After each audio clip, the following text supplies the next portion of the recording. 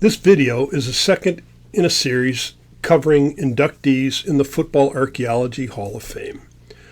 The Hall recognizes forgotten individuals whose innovations shaped the game we know today. Episode 1 covered Frank Birch, who invented the hand and body movements that officials used to communicate their rulings on the football field. Episode 2 focuses on the Teter brothers, who played for Otterbein College in the 1890s.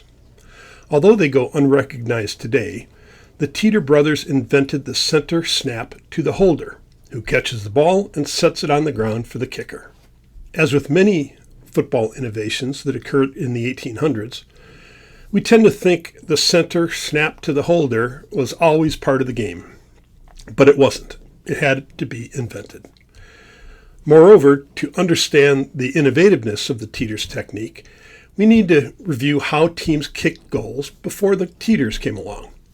It gets a little complicated, but I'll talk slowly so any defensive lineman watching this video can understand it as well. To begin, let's look at how football scoring worked in the early years. Like rugby, the only way to score when football began was to kick a goal. Then, when football adopted a points-based system in 1883, kicking was more highly valued than rushing the ball. So they made touchdowns worth 2 points. The goal from field or field goal was worth 5 points, and the goal after touchdown counted 4 points. So while teams earned 2 points for a touchdown, the real value of earning a touchdown was that the scoring team had the opportunity for a free kick at goal.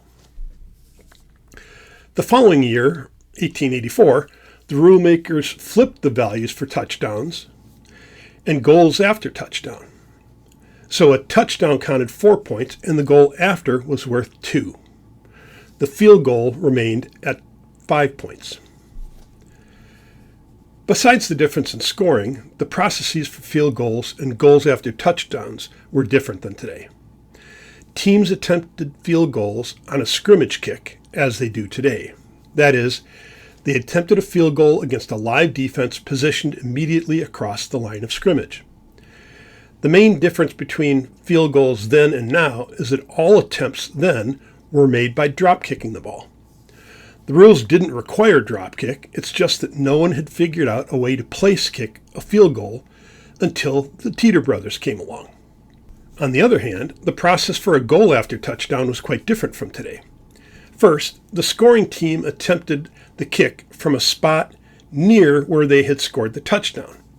That is, wherever the ball crossed the goal line on the touchdown play, the scoring team started at that spot.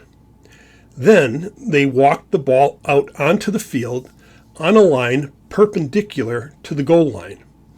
They could walk as far out as they wanted to attempt the free kick.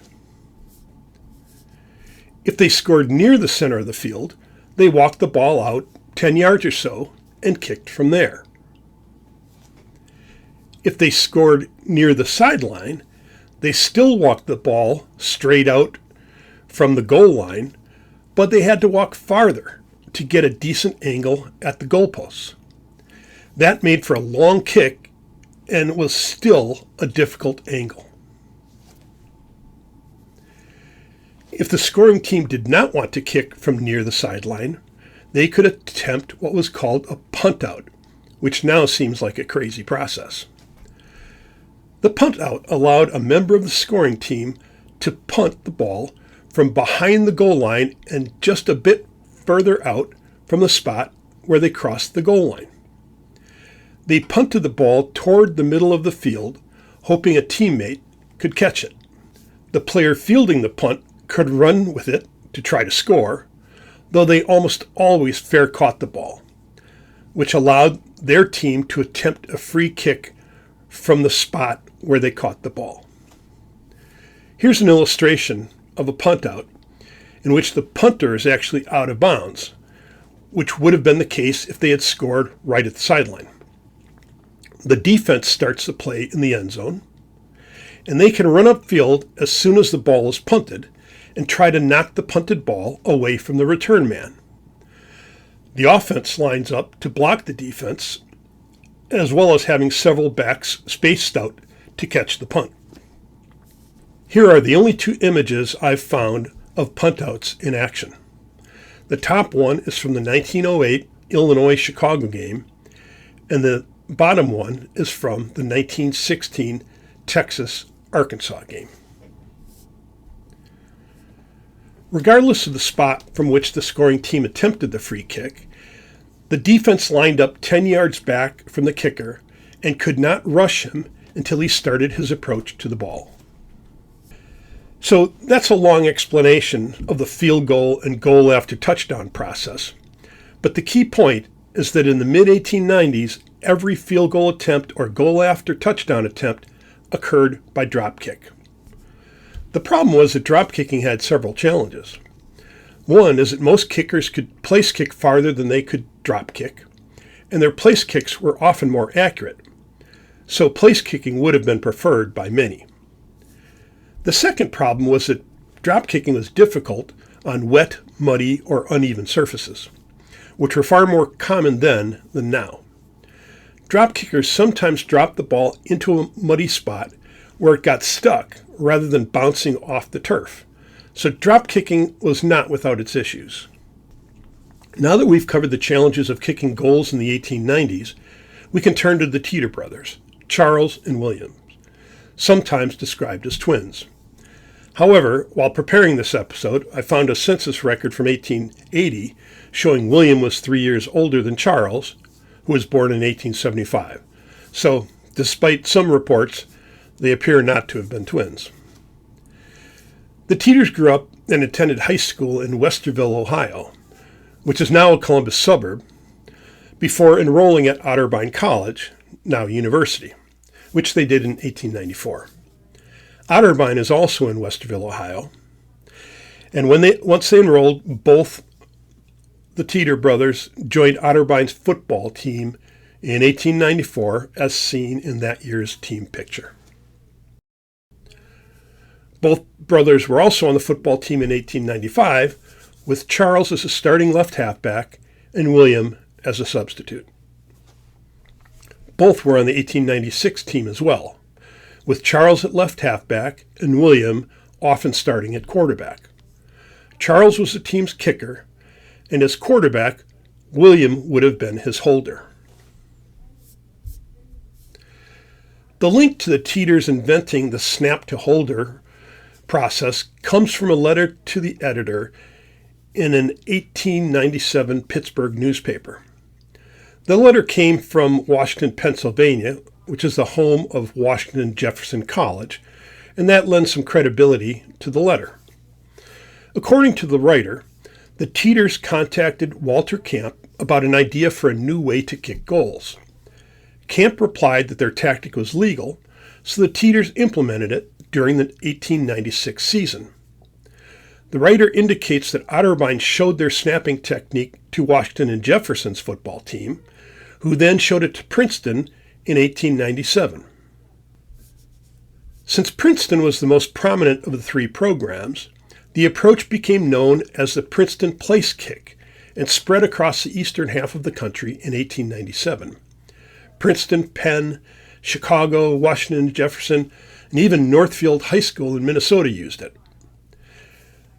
The headline being displayed is one of many that identified the center snap to the holder technique as the Princeton Place Kick. As a new technique, newspaper reports went into some detail about how the process worked, which differed from today, so let's dig into that.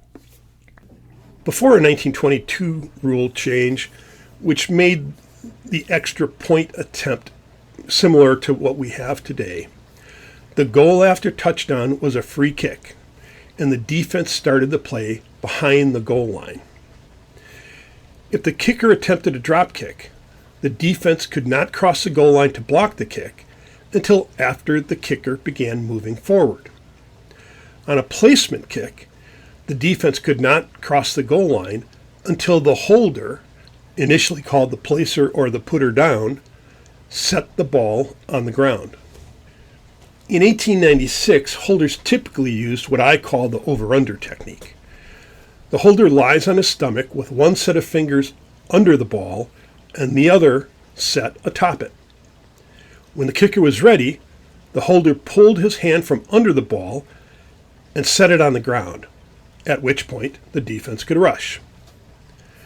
The cover of the 1906 Spalding's Football Guide depicts the typical holding technique for the goal after touchdown, although an 1890 illustration depicts Yale using the one knee approach on a kickoff, so that holding technique was known at the time as well. While the holding techniques were somewhat interchangeable, most period images and illustrations show the holder lying on his stomach, suggesting that the over-under technique was more popular. So, when people began using the center snap to holder, they naturally had the holder lie on the ground to receive the snap, though that proved problematic. Besides the holder lying on the ground, the snapping process was also different then. Besides the holder lying on the ground, the snapping process also differed. The spiral snap we know today did not come along until 1912, and centers had only been snapping with their hands rather than their feet since 1892, at which point using the hands became legal. Initially, centers using their hands rolled the ball on its side or tumbled it on the ground to the holder. The image shows Harvard's William Henry Lewis in 1892 snapping the ball from scrimmage by rolling it on its side so the quarterback could pick it up. Again, the image depicts a regular scrimmage play, not a kick, but the rolling action was the same. Of course, with the holder lying on the ground, it was not easy for him to field the ball and place it for the kick. But that's how some holders managed to handle the process in 1896 and 1897. Other snappers lifted the ball in a dead ball or tumbling snap, similar to today's shotgun snap. In that scenario, the holder squatted like a shortstop, caught the ball, and then laid down using the over-under technique. Alternatively, the holder knelt on both knees, caught the ball, and set it down. Like all new techniques, the process shifted over time as rules changed and people found more efficient ways to execute specific tasks.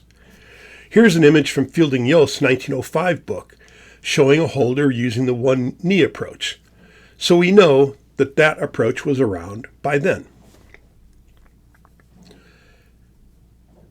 So we've shown the Teter brothers devised the center snap to the holder, confirmed its legality, and implemented it. The technique quickly spread, evolved, and became a standard element of the game. So, what became of the Teter brothers? Charles graduated in 1897, while William appears to have dropped out of school for a bit. William is not in the 1897 football team picture or in news reports from the season, though Charles is in both.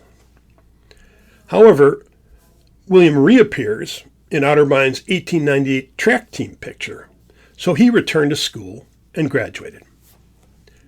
After college, both attended and graduated from Ohio Medical University, which was an independent medical school, as many were then.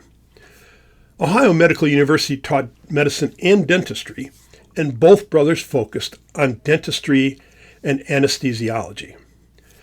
They also played football for Ohio Medical, which played a schedule similar to Otterbein, and they beat Ohio State once or twice during that period. Ohio State University absorbed Ohio Medical University in 1914, and it became OSU's Department of Medicine.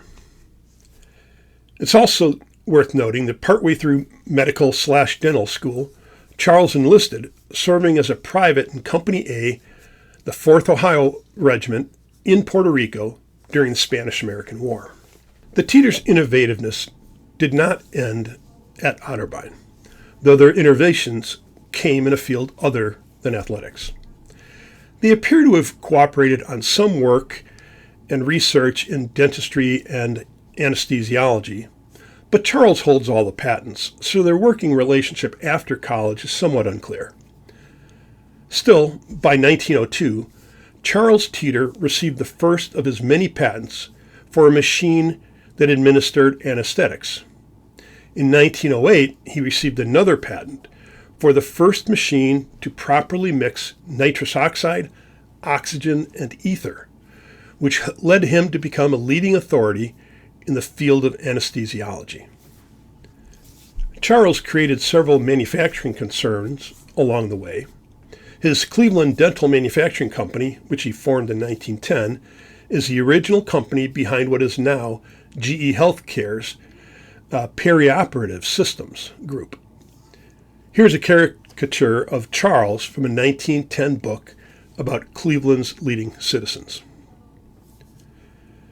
Despite the Teter brothers developing the center snap to the holder technique, which defines much of the field goal and extra point process today, few know of their contributions to football or to dentistry and anesthesiology. The Teter brothers even go unrecognized by Otterbein. Here's a portion of the notable alumni list on Otterbein University's Wikipedia page. Otterbein's a fine school, but it's relatively small, and its notable alum list isn't chock full of Nobel Prize winners. Yet, their notable alumni list skips from Smith to Traylor. The Teters go missing. Our failure to recognize the contributions of people like the Teters is why I've created the Football Archaeology Hall of Fame. It's my little way of spreading the word about their accomplishments. Well, that's it for this episode. If you enjoyed this video, like, comment, and subscribe. I'll be back soon with another video that digs into football past here at Football Archaeology.